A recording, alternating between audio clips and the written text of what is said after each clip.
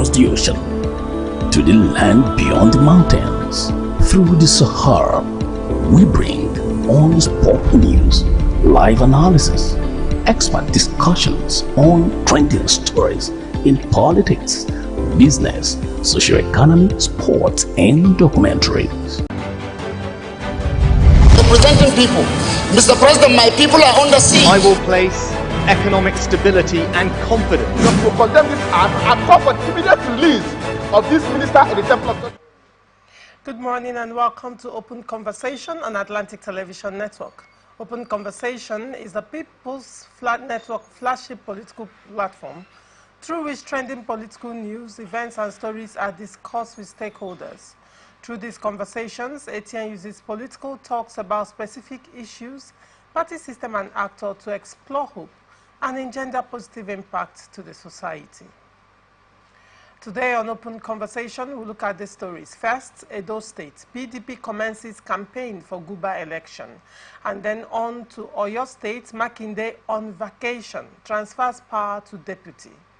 On local government autonomy, federal government will prosecute corrupt chairmen. And on National Assembly, Senate to expose saboteurs in petroleum sector.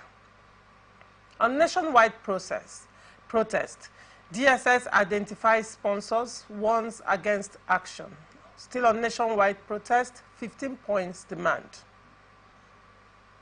We are open for adverts, placements, bookings, and commercials. You can connect with us on all our ATN socials, Facebook and YouTube, Atlantic Television Network, Instagram and TikTok, Atlantic TV Network 1, and on Twitter, Atlantic TV Net. Watch us live on our website, www.atlanticnetwork.tv. Do not go away. When I come back from this break, we'll delve right into the show. Representing people. Mr. President, my people are under siege. I will place economic stability and confidence.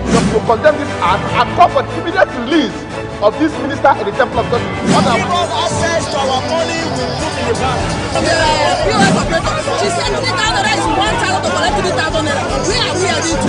I've always said there are two sets of people on earth, the oppressors and the oppressed. And in between are the cowards and the hypocrites. Which are you?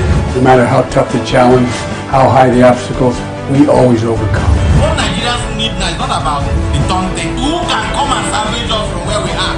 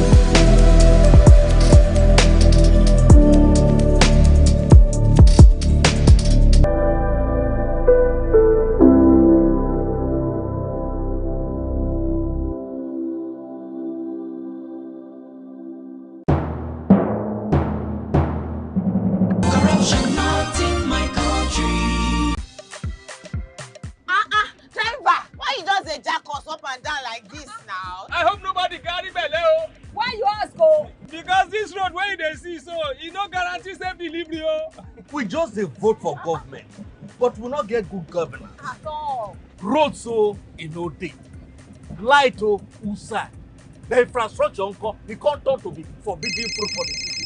Corruption, well everything.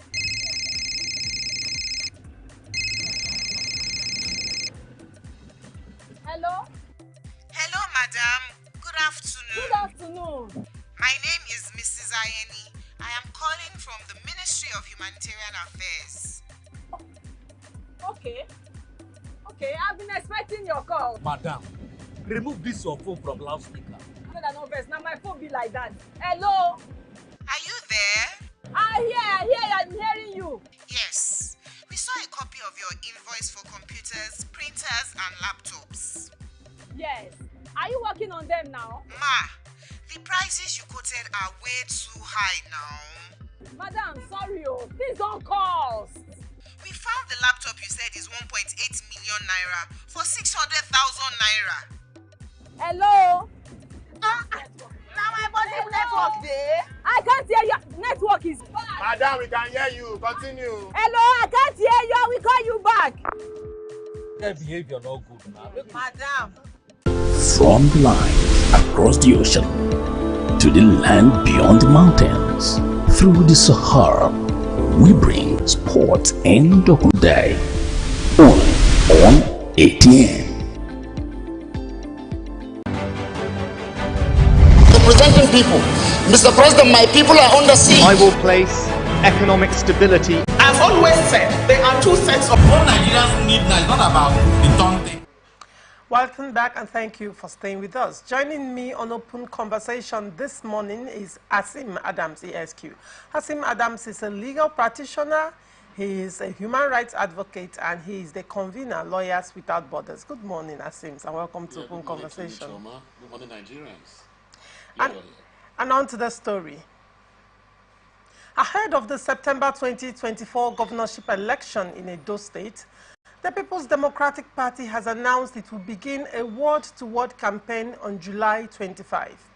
A statement on Thursday from the Deputy Director General of Media and Publicity of the Aswe Oge Campaign Management Council, Reverend Olu Martins, stated, "The word tours will afford us the opportunity of meeting our party faithfuls at the grassroots level so that they can be better acquainted with the programs and vision of our candidate, Aswe Ighodalo, and his running mate, Osarodien Ogie. The tours will also serve as a platform for our candidate and the party to vigorously take the message of prosperity to the grassroots so that no one is left out in our pursuit of a prosperous Edo State. No doubt, the PDP is the most prepared party for the September 21st election, not only because we are a very organized party, but also because our candidate is forward-looking, focused, and hardworking." Martins enjoined the party faithful to come out in large numbers, as they have always done, to welcome and mobilize their friends and family. What is your reaction to this, Asim? Because I know this is your forte. This is your state. What is your take on this? I think it's simple. It's a normal thing. The political space has been opened up. So parties have to campaign. There must be campaigns before elections. So without you campaigning, you cannot even sell your programs to the people. So it is based on what you are selling to them that they can decide whether to vote you in or not. So campaign is not election. And campaigning all over the world and the state does not mean you have won election. It's part of the process of or build up to an election. So in situations like this, where the PDP, they've gone on their own, let them go around. And the only fear is that I hope that the campaigns will be very smooth and peaceful. Because I have seen what has been happening in Edo State, I've read, and I have witnessed, some of those things that have been happening in Edo State. I'm talking about violence here and there, and threats, threatening violence, by even the key actors and their supporters. Now, if you saw or maybe read what happened when a political leader in Edo State now gave a statement or issued a statement that if APC decide to rig this election, that there will be crisis in Edo State and Nigeria. That the country will burn down. Yeah, the country will burn down. That's a very serious statement. It should come from a political leader. So I hope that particular statement will not trigger some things unexpected as they begin on this campaign. I hope that other political parties will know that This is the time for PDP to do their campaign, because under the Electoral Act, two parties cannot campaign the same day, to avoid conflict as the case may be. So if PDP has taken their date or their week to campaign, it behoves that the other parties should wait for their turn and do not come out, to clash or maybe begin to, boo the other people who are campaigning as the case may be. So it's a welcome development, and there's nothing more to say to this than to say let there be peaceful campaigns in the PDP's campaign and other political parties, that their time will come. Okay, you made mention of a statement made by a political leader with respect to the country burning down, and you alluded it to rigging of elections, possible threat of rigging of elections. But I thought the statement was linked to the airport's attack on Shuaibu and Okpeblo, as the case may be. Yes, you see, that is a combination. That statement was made after the attack. Okay. It was unfortunate, that a deputy governor who was there before, removed by the House of Assembly, he went on to court, and court said, no, your removal was not what was null and void. And all emoluments and benefits be paid to you. And he was coming to Edo State in celebration of the fruits of his judgment. I was of the opinion, or I'm still of the opinion, that shouldn't have caused any uproar. A man that wins in the court, especially in Nigeria here, has the right to jubilate and celebrate, his court victory. We call it fruit of judgment. In law, we say fruit of judgment. Now he has the right to celebrate, insofar as he does not celebrate outside the ambit of the law. Now, coming back to supporters gathering to welcome him, under Section 40, every Nigerian man has a right, to congregate, to assemble, and even begin to chant songs and celebrate and do anything they want to do within the ambit of the law, insofar as they remain peaceful and they are not causing any, commotion or mayhem. So that is what the Constitution gives them that particular allowance to do. So in this case, the supporters of the deputy governor then and now, who is waiting whether the Court of Appeal will affirm the decision taken by the courts, we are waiting. He remains a public figure and a powerful political figure in the state. Now, that particular skirmish that happened, people, there are allegations. APC will say it's the PDP, PDP will say it's the APC, as the case may be. But what we should know is that politics is not a do or die affair. And, after that particular incident along Airport Road, Benin, then the political figure who should be a father, came out and said that Edo or Nigeria will burn if APC decide to rig the election, as the case may be. For me, that was an inciting statement. It's an inciting statement because, see, power is transient. And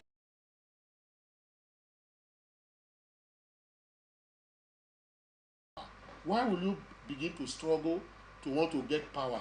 Why don't you just do your best and leave the rest to God? So as it is, I do not believe that there's need for anybody to spill the blood of another.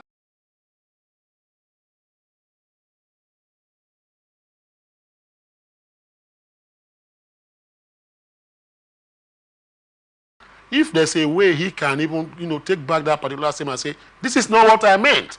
This is, I'm trying to put it metaphorically as the case. I'm not saying that there'll be fire or whatever the case may be. Finally on this, you see, like I advised in one article I wrote, I said, those who are planning to disrupt before and after election, police should go after them, because the Constitution of Nigeria and the Electoral Act 2022 makes provision for you to redress or seek redress if you feel that you were not well treated or you were rigged out or anything happened during the election or even before the election. Section 136 is there. Section 134 of the Electoral Act is there. That is, you can even come under Section 136 even to say that the elections that was conducted by INEC, as the case may be, was not free and fair. And you find that you can even move from there to Supreme Court, and Supreme Court might even give you judgment in your favor and take you to that particular pedestal that you want to be. So you must not necessarily unnecessarily, begin to rein in and use non-state actors to torpedo and haranguing the people, supposedly those who are going to even vote on that election day. It's a civic duty. It's not a do or die affair. So I advise them to do that and adhere strictly to the tenets of electoral, procedures in Nigeria. All right. We'll go on a short break. When we come back, we go to Oyo State. Governor Makinde goes on vacation, transmits power to deputy. Do not go away. Who can come and salvage us from where we are? Representing people. Mr. President, my people are under siege. I will place economic stability and confidence. To condemn this act and call for the immediate release of this minister in the temple of God. Give us access to our money we put in the bank. POS operator, she said 3,000 naira is 1,000 to collect 3,000 naira. Where are we heading to? I've always said there are two sets of people on earth. The oppressors and the oppressed. And in between are the cowards and the hypocrites. Which are you? No matter how tough the challenge, how high the obstacles, we always overcome. What Nigerians need now is not about the taunting. Who can come and salvage us from where we are?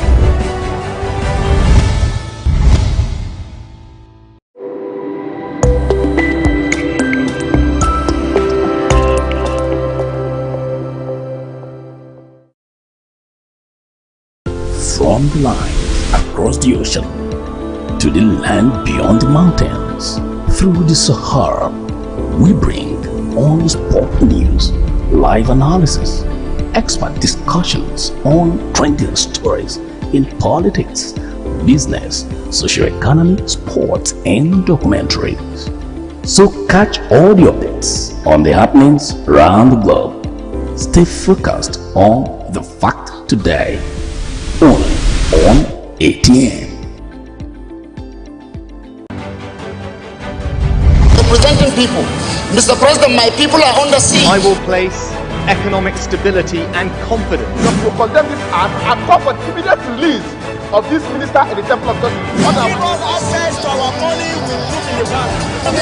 POS operator, she said 3,000 naira is 1,000 to collect 3,000 naira. Where are we heading to?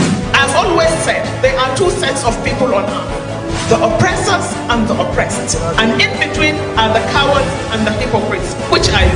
No matter how tough the challenge, how high the obstacles, we always overcome. What Nigerians need now is not about the taunting. Who can come and salvage us from where we are?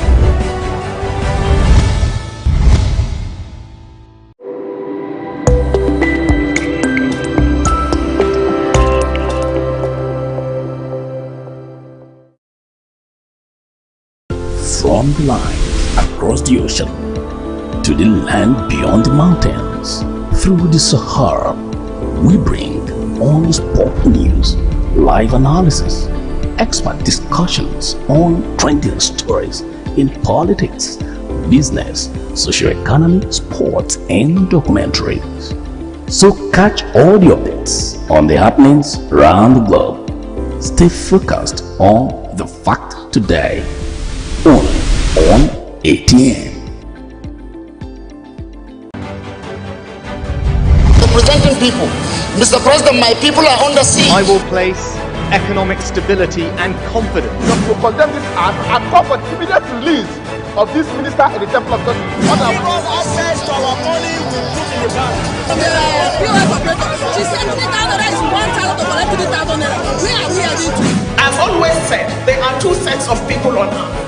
The oppressors and the oppressed. And in between are the cowards and the hypocrites. Which are you?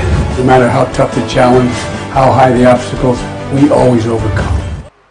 Welcome back and thank you for staying with us. Governor Seyi Makinde of Oyo State has indicated his intention to go on vacation from Monday, August 5, 2024 to Friday, September 6, 2024. The governor's message was read on the floor of the House by the Speaker, Adebo Ogundoyin, during Thursday's valedictory plenary sitting in honor of Mrs. Yetunde Awe, the clerk of the House, who is retiring from the state civil service. The governor also transmitted power to his deputy, Bayo Lawal, to serve as the acting governor.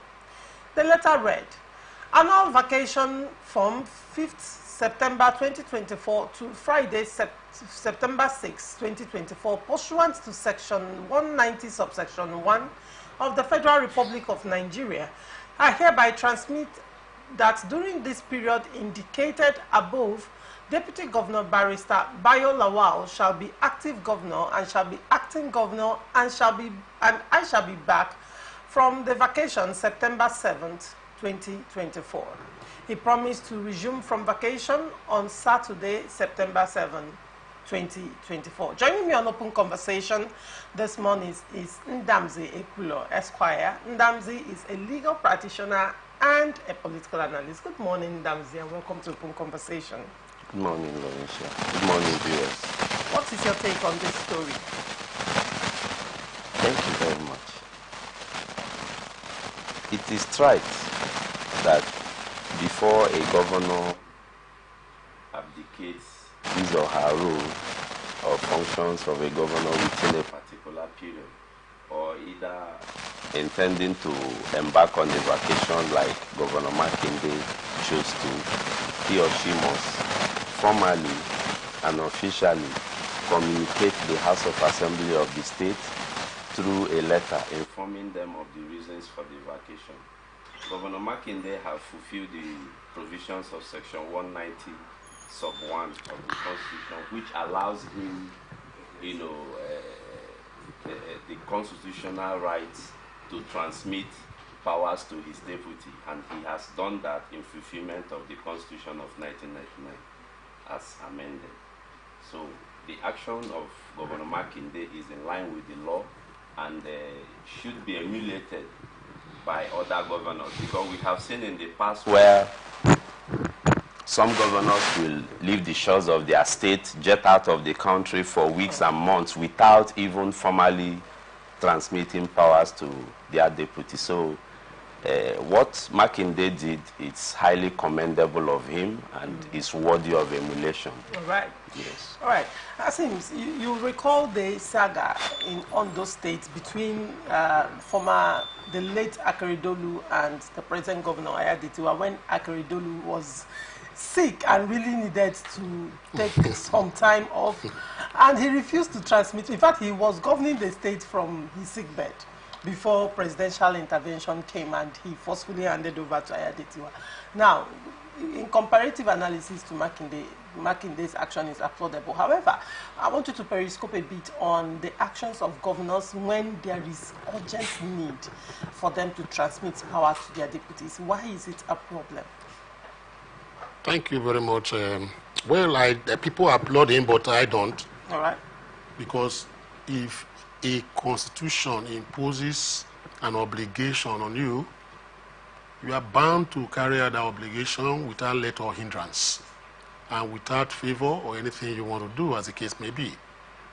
In this particular case, why you find that people are just ululating and trying to say he has done something extraordinary is because of the fact that we've had situations of this nature where some people sat in their offices, had some issues, and refused to transmit letters to the National Assembly, the case of Yaradua. If you can imagine, you know what that caused the nation as at that time. We became a laughingstock in the Committee of Nations all over the world, because just for you to just transmit, you are not well, sickness is not something that is a curse. You know, it happens to anybody, and you're not feeling too fine, you cannot discharge your duties. You know, then you were supposed to transmit a letter under that Section 190, etc., as the case may be, and other laws. As a governor, you were supposed to obey such. You know, in those cases, the same thing. The governor left and went with his red biro to wherever he went to, and people could not purchase another red biro to sign signatures, as the case may be. That is the kind of democracy that we think that we practice. I've said the reason why governors behave like some people support them and begin to shout and say they have done something extraordinary is because we practice a system that is more or less monarchical. Once a man becomes a candidate and he wins an election and becomes a governor or president, he sees himself like the Baale of Nigeria or Baale of Rivers State, that he becomes a stool, not a seat, that is only what he determines that will work. he will not even look up to the constitution that brought him into power, and having sworn to that particular constitution that I will abide by the constitution, etc., as the case may be, they jettison the constitution. So that is why you have this kind of problems. Now, in Ondo State, it happened. It created a lot of political upheavals, within the state political polity, as the case may be. Now, Makinde, for me, he has done the needful. That is what the constitution says he should do. I will not give him a medal, for what he has done, because that is what ordinarily should be. He should set examples. If you look at the U.S., for instance, just lastly on this particular issue, you find that what happened, Joe Biden had issues. Even though he felt he could continue, they said, no, you cannot do this. He quietly had to step aside and immediately, said, I am supporting this person. And there's no upheavals there. People are going. But here we see politics and, seat of power as a do or die thing that I must protect, with a Spanish armada around me. Anybody that wants to come and take it, the Serengeti kind of whatever. Once the lion gets, a kill, he goes around, can kill any other people to protect and eat and finish that particular meal. So these are the situations we find ourselves. It's unfortunate that we are celebrating things of this nature. Whereas 25 years of democracy, we should be talking more outside of all these things now, shenanigans that we have. So, well, it's a normal thing. Those who want to applaud him, they do that, but I will not. All right. It's a normal thing. Attorney General of the Federation, Lateef Fagbemi, vows to prosecute local government chairmen and councillors who tamper with FAC allocations meant for their jurisdictions. Fagbemi emphasizes the Supreme Court's recent ruling on local government autonomy, aiming to ensure funds allocated to local governments are directly received and utilized by them, not state governments. He highlighted the absence of immunity for local government officials and warns of jail term for those found misappropriating funds, urging them to prioritize local government development and governance. The Attorney General of the Federation and Minister of Justice, Lateef Fagbemi, has vowed to ensure the conviction and imprisonment of any serving local government chairman or councillor tampering with the Federation Accounts Allocation Committee allocations to the local governments. He disclosed this on Thursday at the 17th Annual Anniversary Lecture event of Human Rights Writers Association of Nigeria in Abuja. His latest reaction comes a few days after he instituted a local government autonomy suit at the Supreme Court and defeated the state governor's legal team, who unanimously opposed it at the Apex Court. Ndamzi, what is your take on this statement by the Attorney General of the Federation? Yes, thank you very much, Chema. The statement, I can vividly say that the statement is one made in the right direction and in the interest of the local beneficiaries. The monies that will be directly put into local government chairman's account. You see, misappropriation of funds is almost becoming a norm in our polity, and it should be discouraged at all levels. So Nigerians should rally around the Attorney General to achieve this feat, because the implication, one of the implications of the Supreme Court judgment will be that the local people should expect a boom and a boost in development and human capital development of the people. If we do not see that, then it means something is fishy, something is missing, and whomever misappropriate funds should be called in, should be investigated and prosecuted and jailed to serve as deterrent to those who may want to indulge in that. We applaud the sincere efforts of the Supreme Court to resolve that and declare the actions of the governors unlawful by, what they do because of Section 7,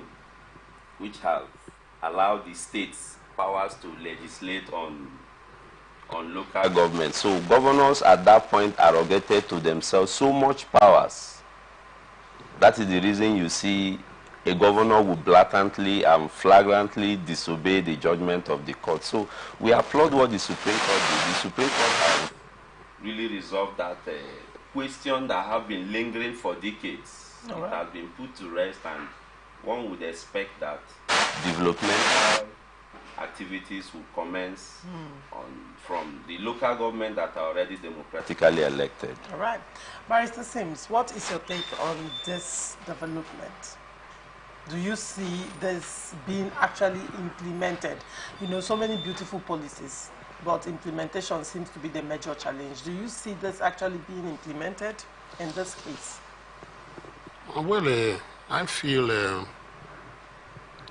before I go, permit me, let me just do a quote by Luther King Jr.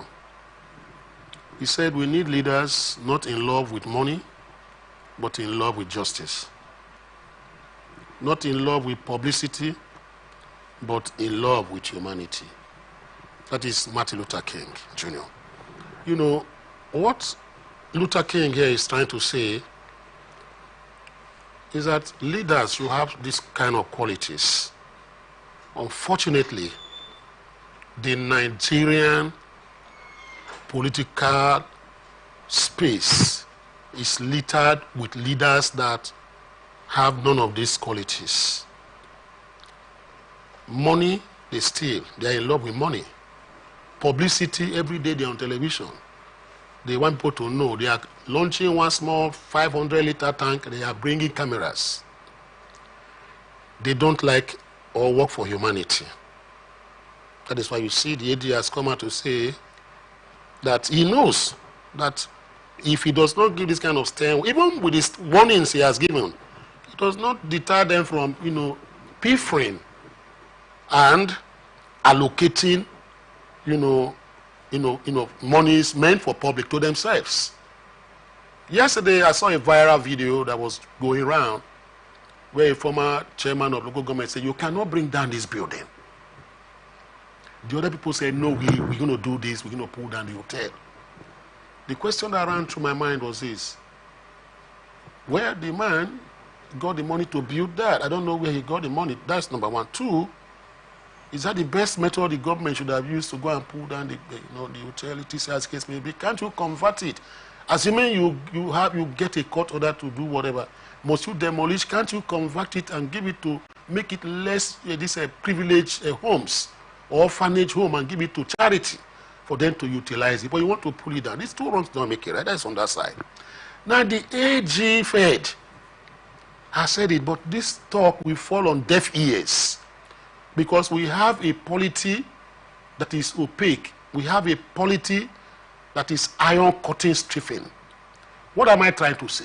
Section 187 sub 1 says Nigerian Constitution as amended in 1999 says that every order, judgment, pronouncement of court, talking about the Supreme Court, that is section 187 sub 1, talking about Supreme Court specifically, that every pronouncement, order, judgment of this particular court shall be obeyed and executed by all authorities and persons. All authorities and persons in Nigeria. So which means if the court gives a judgment like the Supreme Court, the last court in the land, has said, number one, that caretaker committees are anathema to the Constitution. They are known to the Constitution. I expected politicians with conscience to have resigned from those positions if the governor had unilaterally and arbitrarily chosen his kitchen cabinet in a basket he moves around with. To say, no, the Supreme Court has said, let me resign. None of them has done that. Or very few, I heard about 2 or 3 did that in Abia also, one of these states. Majority did not do. So they are sitting down there because of the fact that money is being voted etc. to them. They are waiting and looking for ways to not drain them, through different drain pipes that they have. So it goes in there. The AG has reiterated that if you try doing that, put your hand in that particular till, he is going to prosecute. But we look at the prosecutorial powers of the Attorney General of the Federation, where we look at people who might be biased. in terms of implementation and execution, using the office as instruments of those. What am I trying to say? The prosecution of those. Are you saying that if anybody, citizen member, though illegal contraption as the case may be, put his hand on the till, how long are you going to prosecute? In a Nigerian system, judicial system, of which you are part of, that is slow and very dangerous and slippery, like the road in the cliff in India there. And so I don't understand. So this is a thing. We don't have strong institutions. So he has just made a statement. In my own belief and understanding, it's just a statement made like a broadcaster, to the people. But effectively, I doubt if he can even do that. Even though he has the instrumentalities of the authority to deal decisively with that, those who put their hands, on the till. I doubt if that is going to be possible. So these are things I look at. Beautiful statement. Workability is my problem. Will you take a gun to go and kill them? No, it's through the judicial system that you pass through. A man is arrested, taken before the court. He gets bail. He now goes and do plea again. What have you done about that? So these are things I just feel that these are sanctimonious platitudes. Let me finally end on this. That the AG quite projectly put, but they are sanctimonious platitudes, like a pastor will say in church and give you hope. But at the end of the day, he leaves the office, nothing happens. But I am saying finally to people who are members of the CTC, please, you don't even need the AG to tell you not to put your hand. Do your work. Let Nigeria be a great nation so that we don't protest on August 1st. All right. We'll go on a short break. When we come back, we'll continue with the show. Do not go away. Nigerians need now. It's not about the Tonte. Who can come and salvage us from where we are?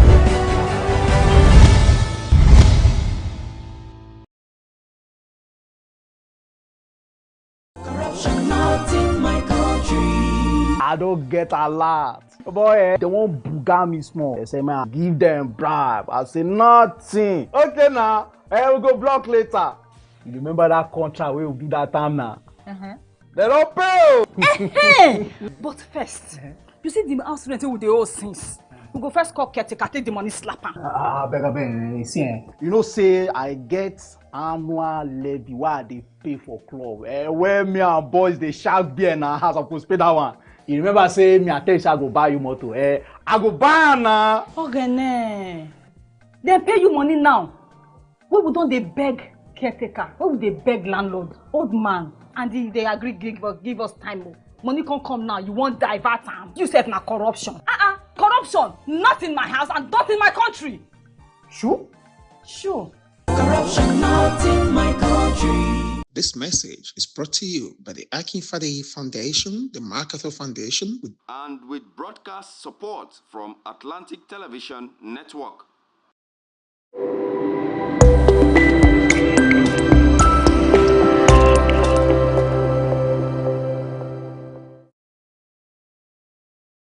From the line across the ocean to the land beyond the mountains, through the Sahara, we bring on-spot news, live analysis, expert discussions on trending stories in politics, business, socio-economy, sports, and documentaries. So catch all the updates on the happenings around the globe. Stay focused on the fact today, only on ATN. Representing people. Mr. President, my people are under siege. I will place economic stability and confidence. To condemn this act and call for immediate release of this minister in the Temple of God. Give us access to our money we put in the bank. POS operator, she said 3,000 is 1,000 to collect 3,000 naira. Where are we heading to? I've always said there are two sets of people on earth, the oppressors and the oppressed. And in between are the cowards and the hypocrites. Which are you? No matter how tough the challenge, how high the obstacles, we always overcome. What Nigerians need now is not about the Tonte. Of this minister in the Temple of God. Give us access to our money. Representing people. Mr. President, my people are under siege. I will place economic stability and confidence. To condemn this act and call for immediate release of this minister in the Temple of God. Give us access to our money we put in the bank. POS operator, she said 3,000 is 1,000 to collect 3,000 naira. Where are we heading to? I've always said there are two sets of people on earth, the oppressors and the oppressed. And in between are the cowards and the hypocrites, which are you. Welcome back. Senate has vowed to expose saboteurs in the nation's petroleum sector and also those responsible for the importation of toxic fuel into the country. The Senate Ad Hoc Committee, constituted to investigate the alleged economic sabotage in the Nigerian petroleum industry, made this vow on Thursday at a press conference in Abuja. The chairman of the Ad Hoc Committee, who is also the majority leader of the Senate, Obayemi Bamidele, read the text of the press conference flanked by all the members of the panel. According to him, we are also taking this task seriously to address fundamental issues that pose grave threats to our economic prosperity, fiscal stability, and public health as a federation. In line with our mandate, we will definitely unravel the roots of economic sabotage in Nigeria's petroleum industry and make necessary recommendations that will entrench global best practices in the industry and open it up for more investment, especially in the midstream and downstream sectors. We are utterly committed to this mandate. We shall also carry out this national assignment without fear or favor. We shall be fair and just to all parties with a view to promoting and protecting the strategic national interest of our fatherland, he said. Now, I have with me on Open Conversation Nze Nze. Nze Nze is a political analyst. Good morning and welcome to Open Conversation. Good morning there. Thank you for bringing me on. Thank you. And then what is your take on this statement by the Senate to expose saboteurs in the petroleum sector? Do you see that happening? If it happens, there is an enemy they want to nail. It's as simple as that. Interesting. You know, probably it's now coming to say, we do this, we expose saboteurs. Is it today we begin to have saboteurs in the petroleum industry? The Melekere that is there, is he not a saboteur? All the directors around there have not been sabotaging the Nigerian petroleum industry. Look, the truth is that when our people come to talk, they do not know that the world of leaders revolve around intelligence. They believe that as they look at it, as they see it in their own eyes, that is how everybody will take it. Somebody like me don't believe him. Honestly, by saying that, I just know that there's somebody they want to kill. There's somebody they want to catch. Is it today we begin to have adulterated petroleum product? Sometimes I put fuel in my vehicle and they knocked the vehicle. And nobody cares what I suffer to fix it. And the same thing is happening now. They're even shouting. They are now talking because Dangote is by the corner, putting some little fire on them. Otherwise, they will be okay with it, so long as they've received their own package. So in Nigeria, it's like, whatever you can give to the masses, give to them so long as we are okay. Anybody that finds his way to the top feels that he has crossed the Noah flood, and the water cannot reach his level anymore. So whatever the masses suffer, they don't care. So thank God we are talking about this today. I said this thing here last year when this government was about to be formed. Before Muhammadu Buhari handed over to this government, I said it in this very station, that the government that is coming, if it ever forms, the Nigerians will see hell. Are we not seeing hell? Look, it is good that if any Nigerian dies now, God should be justified by letting that person go to hell, to hellfire, because we have had a lot of hell here. Yes, we are living in hell. Now, what are you telling me that you are going to reveal or unveil all those saboteurs and all that? There is somebody he's looking for. So what he's saying that he wants to be fair to every party, he wants to do this, he wants to do this, they are running their interests and not the interests of the nation. Not the interest of the nation, not the interest of the masses. It is the interest of the politicians, the cabals, not even the politicians, the cabals. The petroleum sector cabals. But there are people who are not in the petroleum sector, but they get their dividend. They have their own. Yeah, they have their cut from there. Oh, interesting. Yes, there are many of them who are not in the system, but they have their cut. And if you don't give them their cut, they spoil things for you.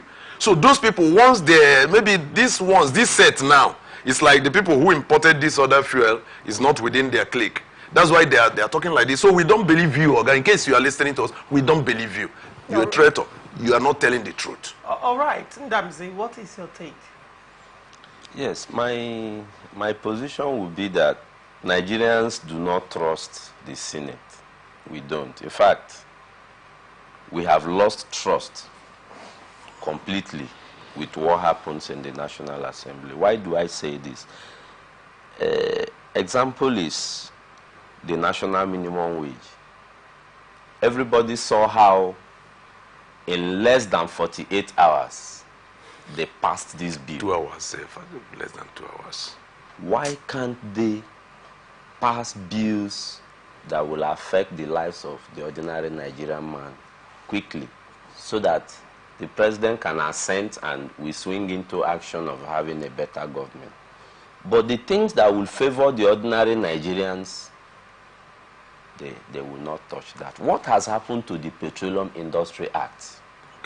That has lots of lacunas that need to be rejigged, reviewed, and passed immediately to cushion all the problem in the petroleum industry. But they have decided not to touch it.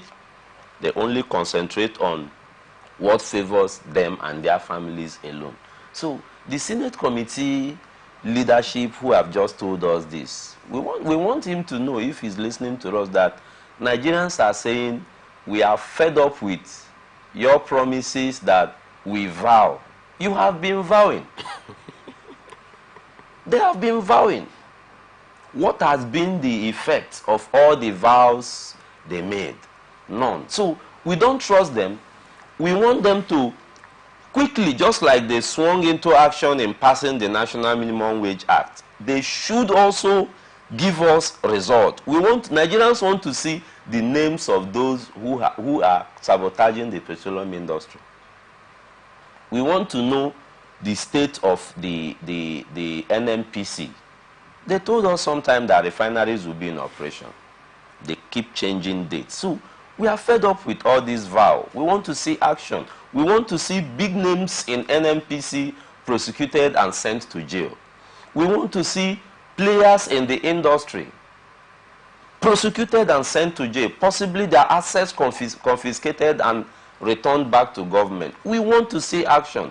Nigerians want to see, moves that will make us have trust again in the government.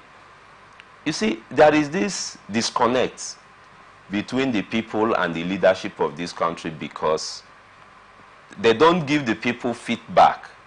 We want to know daily what is the day-to-day activities of NNPC. Nigerians don't even know how many shipload of oil that have left this country from Monday till now. We don't know. We don't have the figures. We want to see an NNPC that will time to time, they will give Nigerians feedbacks. They need to put on a proper check, a proper monitoring and evaluation system that will give feedback to the people, because this natural resource belongs to Nigeria, and the Constitution never said it belongs to our leaders. But when they come, they deceive us in getting their votes. They sit at the throne of power, they change their phone numbers, they disconnect from the people, and they start looting the country dry. Enough is enough. They have so looted this country that Nigeria has nothing again. The corruption is just so bad. So the Senate leadership, we don't trust what you're saying. We need to be honest. We don't trust what you are saying. Right. We need action. We need names. Arrest, prosecute, and jail. Then we will start trusting you. Right. Otherwise, we don't trust you. Interesting. Both of you are saying the same thing. But very quickly, you recall that Dangote in recent times has come out to say a lot of things, and some damning statements have been made against NNPC, and even pointers to the federal government, so to speak. Now, some of the things Dangote said brings to question the moribund refineries that we have in the country. And, over the years, Nigerians have been crying out, why do we have oil, we export oil and then bring in adulterated oil? And We are one of the country producing oil, the highest, among the highest oil producing countries in the world. But then we literally sell petrol, the highest as well. It doesn't make sense. Now, the fact that Dangote is having issues, even sourcing oil to refine, the question would be, what are the vested interests? Could it be that the moribund refineries, it's a deliberate act on the powers that be or vested interests to ensure that these refineries don't work? You see, thank you for bringing it from this angle now. That is why you heard me say that we don't trust our leaders anymore. And by God's grace, I'm a public man. I speak to a crowd, to a group of people every day. And my take, to a large extent, is derived from their take. Okay. My view, to a large extent, is derived from their view. You see, look at Nigeria. If we have not been raped, if anybody think that Nigerians do not know that they have been raped by the political class, let them rethink again. Now, we have refineries, 3 major refineries, but they have been moribund. They have been laid there for centuries, for decades now.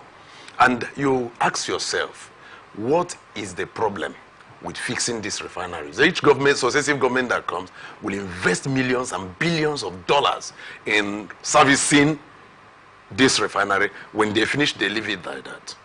Which means there are few that are benefiting from the exportation and the importation of oil. But look at it.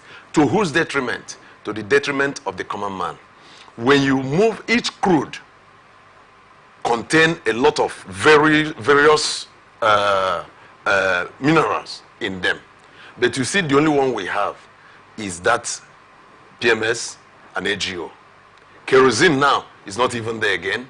Is that they have seized it and they are bringing cooking gas and all that, natural gas. And you see how costly it is. Now, why is it that the owner of a river is not having water to boil, to cook his food? That is what is happening to us. Now, Nigeria is there, and Dangote came as an individual and built a refinery. After building a refinery, they refused to give him our own crude that is within the backyard of Dangote's refinery. They refused to give him. They will send it out. That Dangote had to go elsewhere, to another continent altogether, to bring crude. Our leaders are shameless. And look, when I said they are shameless, how we want them to be bold enough. I just watched this morning and I see how our airport is, international airport is flooded with people who want to japa. 95% of them are politicians. Where are they running to? If the people you are holding on the ground has suddenly woken up to say, "Oga, why should I be on the floor?" and you are now running, which means you're a bad man. Okay, what you're saying now, they want to leave the country. They want to leave before August 1. Ahead of the protest. Yes, because they have given threats, and I believe that those threats they gave, they simply gave the protest publicity. Yes, because the more you are telling a beaten child not to cry, you are encouraging him to cry the more. Yes, a child that is feeling pain, and you are telling him not to cry. So you see to a large extent that if the deed is not done, this Nigeria may not accommodate us all again. Nnamdi Kanu has said he want to leave Nigeria. They say you cannot leave. All of us must suffer and die here. It's okay if we must stay together. Like for me, I say I love one Nigeria. I love this country, and I've done everything. I have vowed to myself I will never live in another man's country. I can only visit and come back. But to say I'm living there, I don't do it. So leave. We don't want to leave. Make this place comfortable for us. You refuse. Why are you being this wicked? If you cannot allow Dangote refinery to refine oil and sell to Nigerians, and you cannot allow our own Port Harcourt, Warri, and Kaduna refinery to refine oil and sell to Nigerians, then why are you doing this to us? Today, Dangote is crying. And I know why he's crying. Because Tinubu government and the cabals within the cabinet did not favor him. If they had favored him, he would have kept quiet. That is why he's now crying. In as much as I love him, because he's one of the entrepreneurs that has invested so much in this country.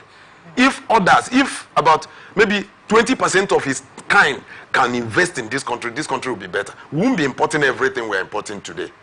So I salute him, yet I know that in some areas he's still compromised.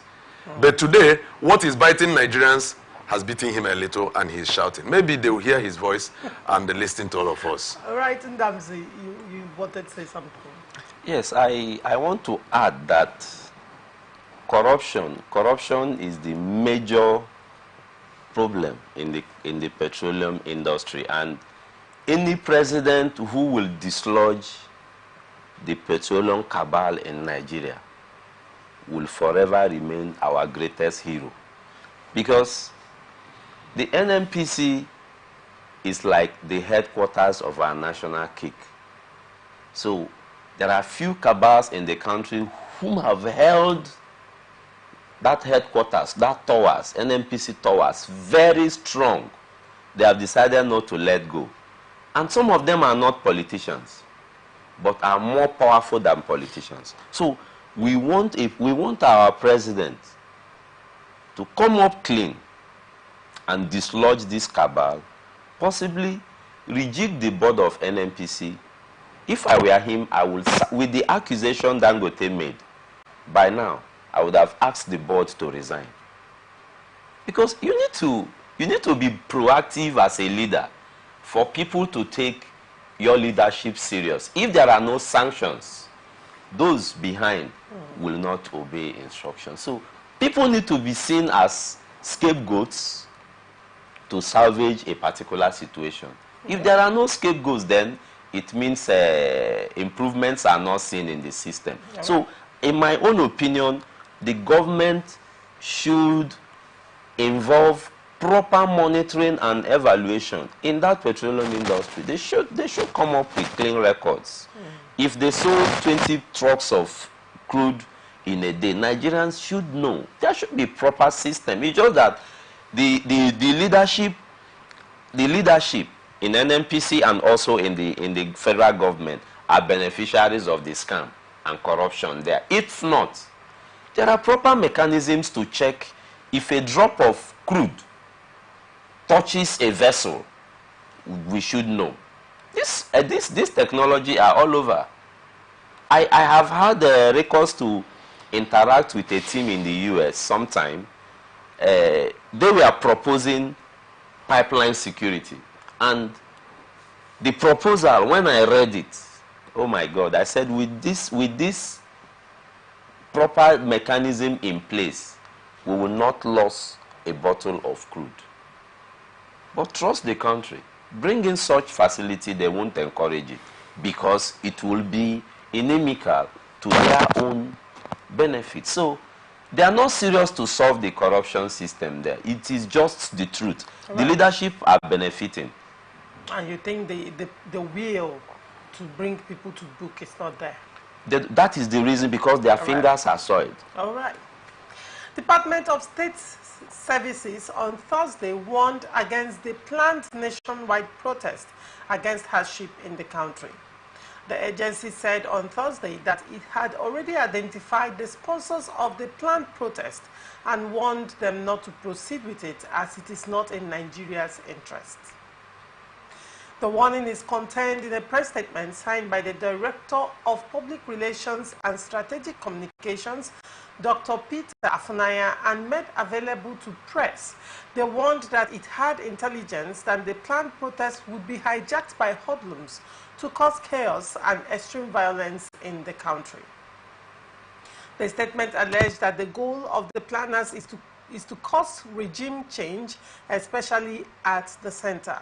Part of the statement reads, the DSS has followed the discourse on planned protests in parts of the country in the coming weeks by persons and groups yet to identify themselves in the public as leaders of the plot. While peaceful protest is a democratic right of citizens, the service has confirmed a sinister plan by some elements to infiltrate the protest and use it to cause chaos and extreme violence in the land. It has also identified the reason behind the protest to be political. The plotters desire to use the intended violent outcome to smear the federal and subnational government, make them unpopular and pit them against the masses. The long-term objective is to achieve a regime change, especially at the center. The service has also identified, among others, the funding lines, sponsors, and collaborators of the plot. However, it does not think that aggression should be the first-line action in the instance.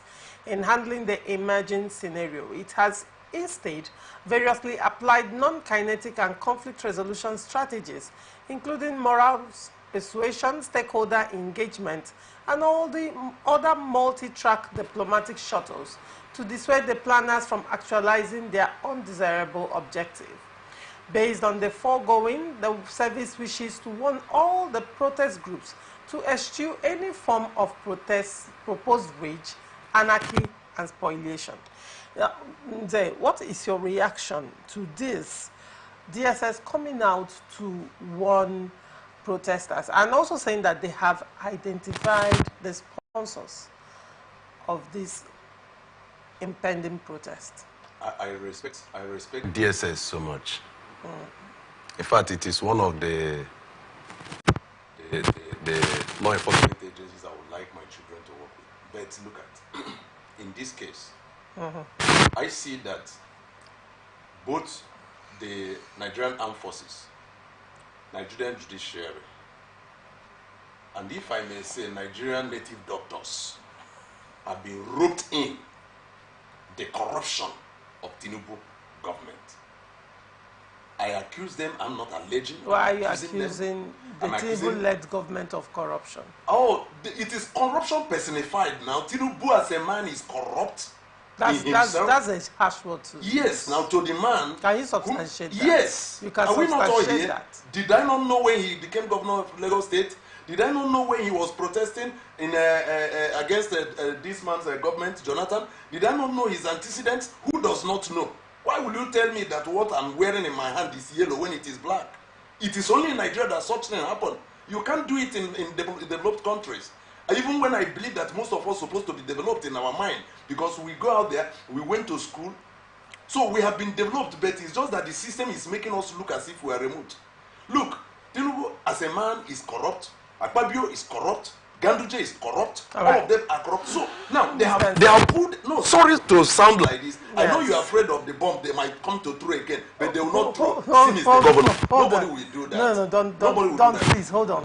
Don't say you are afraid of the bomb. Nobody is afraid of anything. I'm saying so that you protect your station. What I'm saying, but the truth is this. It doesn't have anything to do with attack on the station or not. All right. The thing is, when you say when you make allegation, because what you said is an allegation, and you can be sued for it. That's why I asked, can you substantiate? What is corruption? Can you substantiate this? Because when you say Akpabio is corrupt, Tinubu is corrupt, you're calling out persons and I'm giving them they their are name. Corrupt. Now, I'm on air. Yes. That's what because that statement is tantamount to defamation. And they have stained tantamount to character assassination. So if you're coming out to make allegations, you should be well prepared, well able to defend what you have said. When they call me with admissible evidence. For instance, what is corruption? What is corruption? Is he not doing what is not good? We are in Nigeria. When Jonathan raised fuel price from 95 naira to 120 naira, Tinubu protested. And Jonathan in his campaign returned it back to 97 naira. Adding only 2 naira. Tinubu had come and he has raised it. I don't know the percentage to use. Now, subsidy. You have seen how the prices of things went up. Do you know how many Nigerians that die every day? Look, I came late to your station. Why? Because there was hold up. And I refused to worry myself. Why? I don't want to add a single pressure to the pressure I'm already carrying because of this government. And look at what all of them are doing. Look at what is happening in the Senate. Has Senate not been reduced to Joker's Club? Yes, the hallowed chamber of Nigerian Senate has been reduced to Joker's Club. And anything can go there. We laugh and go and drink and all that. So when I say that for DSS to come and tell Nigerians that they have uncovered plots and plans to infiltrate the protest.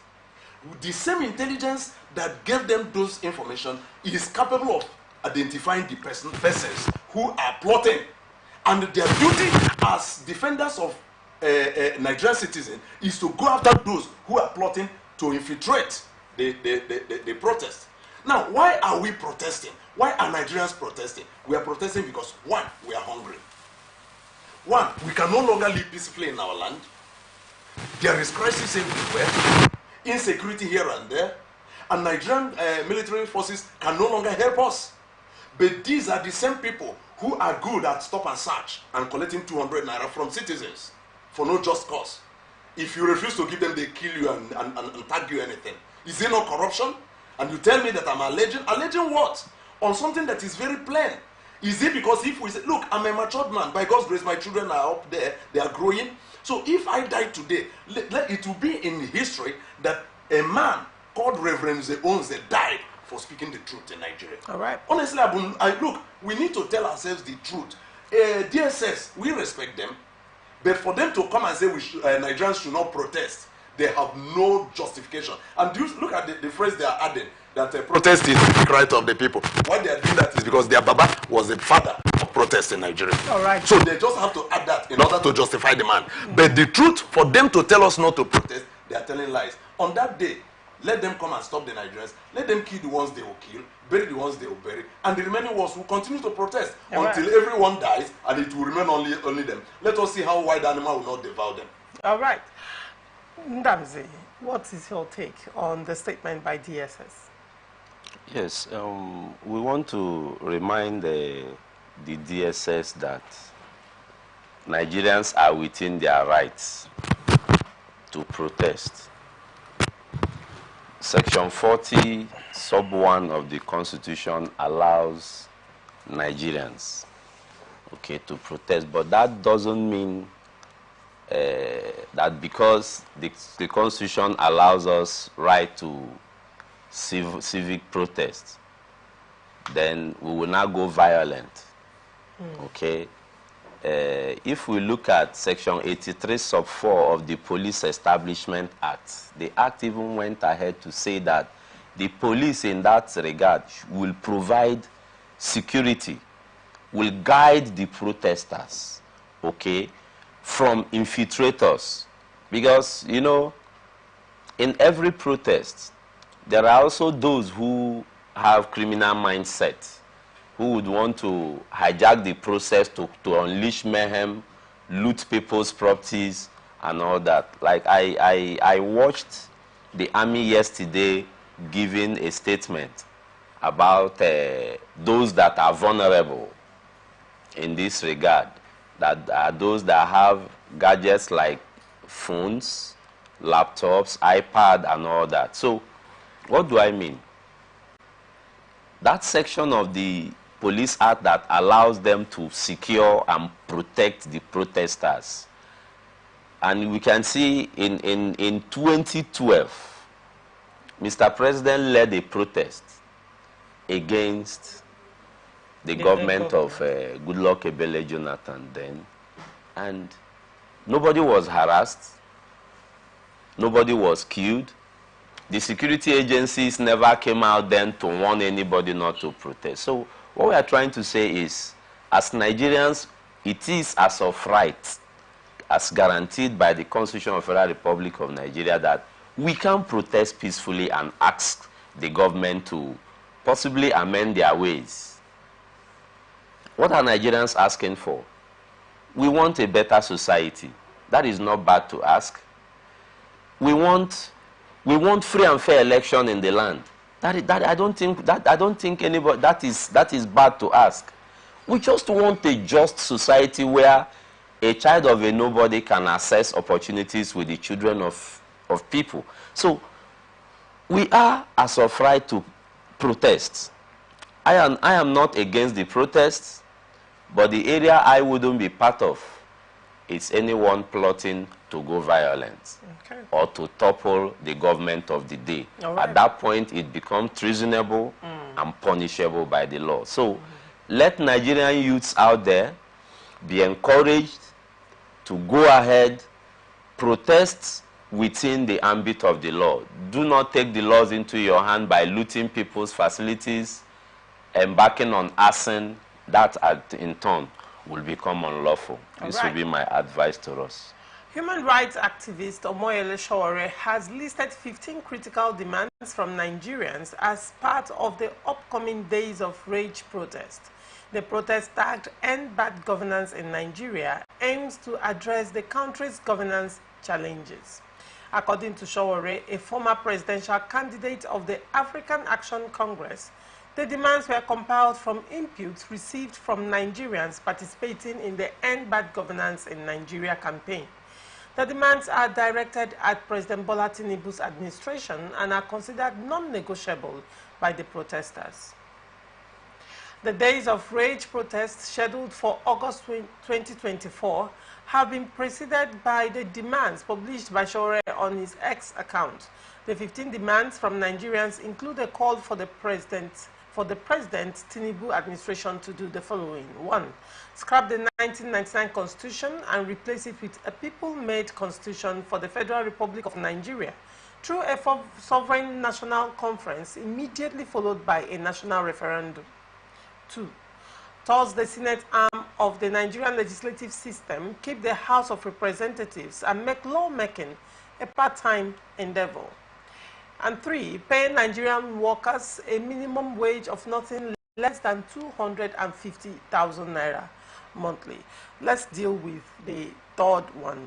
The first and second points were discussed the previous day. So today, let us discuss very briefly on pay Nigerian workers a minimum wage of nothing less than 250,000 naira, considering that the minimum wage bill has been passed and is subsequent to review in 3 years' time, not even any time soon. Now, the question would be, how realistic is this demand? Pay Nigerian workers a minimum wage of 250,000 naira. Is this even realistic? If we say if it is realistic, we should ask ourselves question, what is our budget? Now, you see that if we go by our budget, it will be quite unrealistic. But is our budget really in line with what comes to us? Okay. Subsidy was removed. And you see the president, if I may say, carelessly made a statement, subsidy is gone, without thinking the consequences. Now, all the money you saved from the subsidy, where are they going into? Have you given any to the masses? Have you given any to the Nigerians? Now, if Sowore is coming to say, pay Nigerian workers 250,000, it is not enough. Now, let me say this to you, Laurentia. Day before yesterday, I think that either Thursday or Wednesday, I went to a shop to buy rice, and I was told a bag of rice, 120,000. And the other one, they say is 135,000, and asking which one to choose. Now, if I'm a Nigerian worker who receives 250,000 naira per month, and I go to buy, like in my family, at least 1 month, or 1 month, 2 weeks, a bag of rice is gone in my family because of how large we are. And you now consider a Nigerian worker who will buy this bag of rice. Will he not buy any other thing? Will he not pay his children's school fees? Will he not pay his house rent? Will he not pay transport to work? You now see that all these things put together, even the 250 is nowhere. But look at, they have horribly passed 70,000, which to me, they are subjecting Nigerians to beggarly condition, honestly. With 70,000 naira, civil servants, especially those at the credo level, they are nobody. They are beggars. And if they see you on the road to ask for alms, you shouldn't chase them away. If you have, you give them. The truth is this: if we must get it right, in this point, I disagree with Sowore. Yes, he's my man. But in this point, I disagree with him. What is my take to this? Oga, return back to status quo ante. Take us back to where you picked us.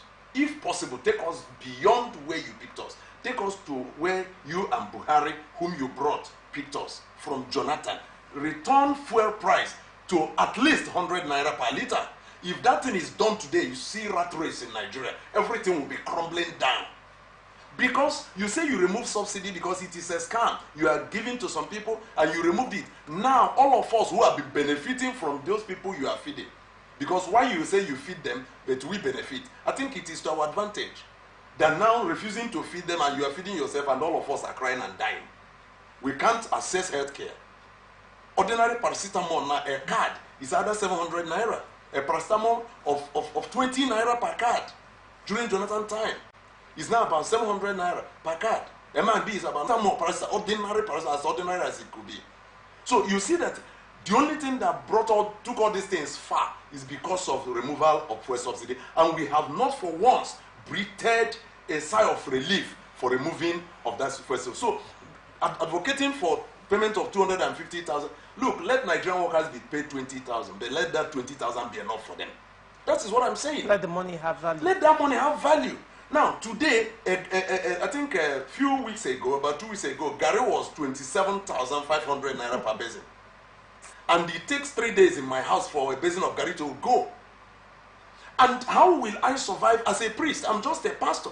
If not that God is helping that we put our hands in little businesses, how will I survive?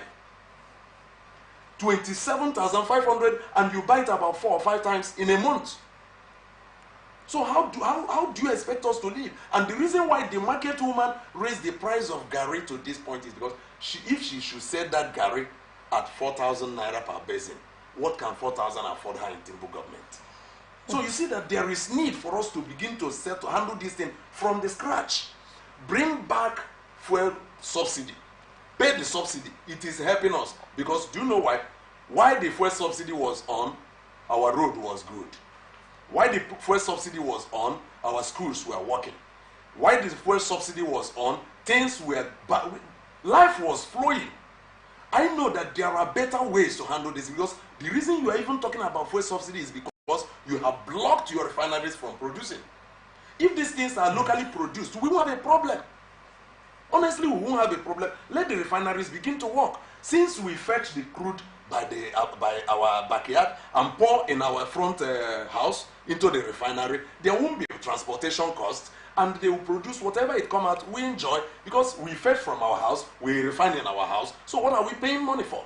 All right. Subsidy will go and these things will work. Let the cabals who are eating this thing, please have mercy on Nigerians. They have saved a lot. They have looted a lot. Let them allow us have a sigh of relief, at least for once. All right.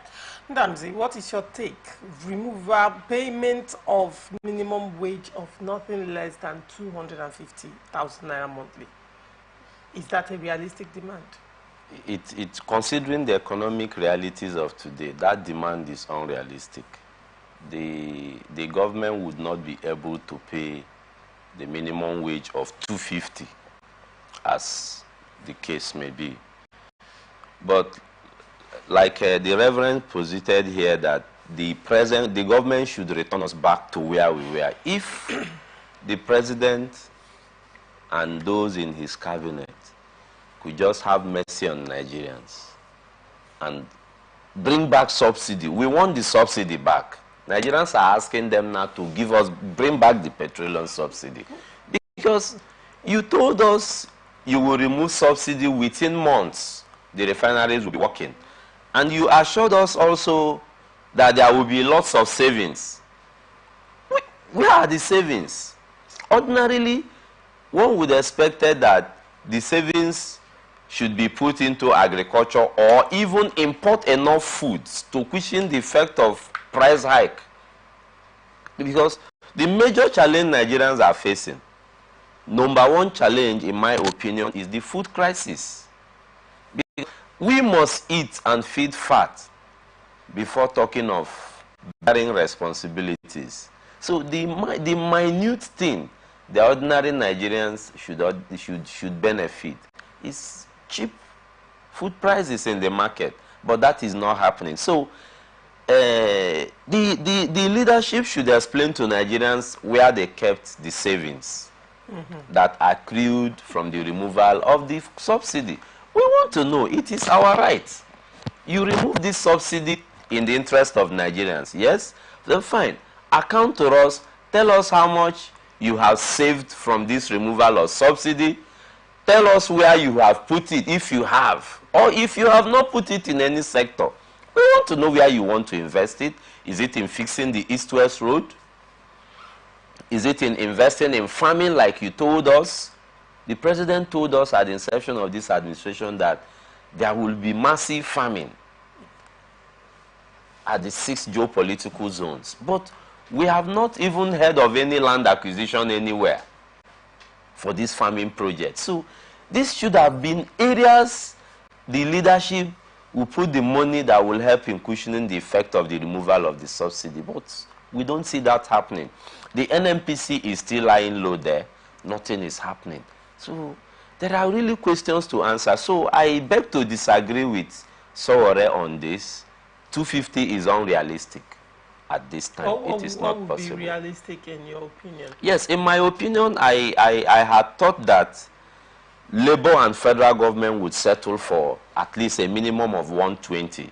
Okay. That should be reasonable considering the reality of the time. Yes, because anything above that, the government cannot afford to pay. And you know that when you say the government cannot afford to pay, you know a lot of state governors were also in their reaction to the minimum wage, we are saying that they can't even pay the 70,000 naira. And realistically, when you look at some of the state governors, as at the time, agitation for increment of minimum wage started, some state governors have not even implemented the wage awards in their states. They were still paying 18,000 plus. They've not started paying the 35,000 naira wage award as it were.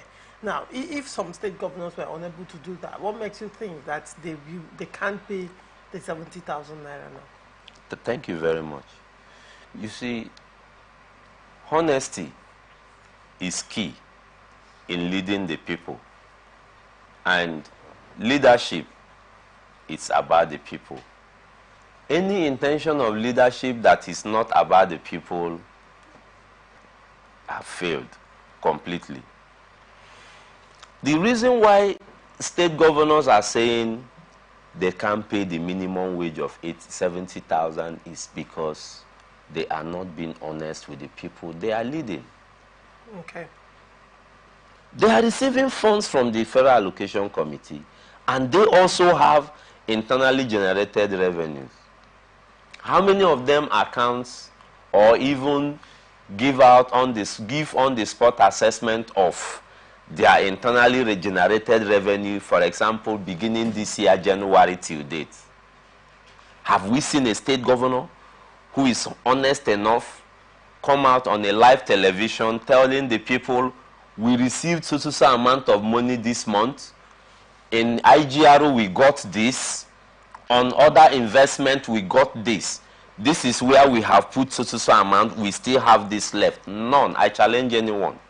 None have come back to give the people feedback. You see, government in Nigeria have forgotten that what they have with the people is a social contract. They owe the people daily, in fact, daily updates. Daily updates of happenings. Daily updates of expenditure. At least there should be a forum where Nigerians can log in. We say, okay, NMPC sold 5 ships of oil in the month of May. They accounted so amount. That is proper feedback to the people. We want to see every institution working assiduously to the benefit of the common man. All right, thank you so much, Ndamzi. The final word in a minute. Final word? Yes. Tinubu, I beg you, return back subsidy. Let Nigerians have food to eat. That's my final word. All right. Thank you so much, Nze Onze, for coming on Open Conversation. It was a pleasure having you. Ndamzi, it's always a pleasure having you on Open Conversation. Thank you so much. Thank you so much for coming. And this is where we wrap it up on this episode of Open Conversation. We are open for advert placements, bookings, and commercials. You can connect with us on all our ATN socials, Facebook and YouTube, Atlantic Television Network, Instagram and TikTok, Atlantic TV Network 1, and on Twitter, Atlantic TV Net. Watch us live on our website, www.atlanticnetwork.tv. Do not forget, peace and unity are the pathways to progress. Thank you for watching. I am Ogu Laurentia Choma. Transition News comes up next. Do not go away. No matter how tough the challenge, how high the people. Mr. President, my people are under siege.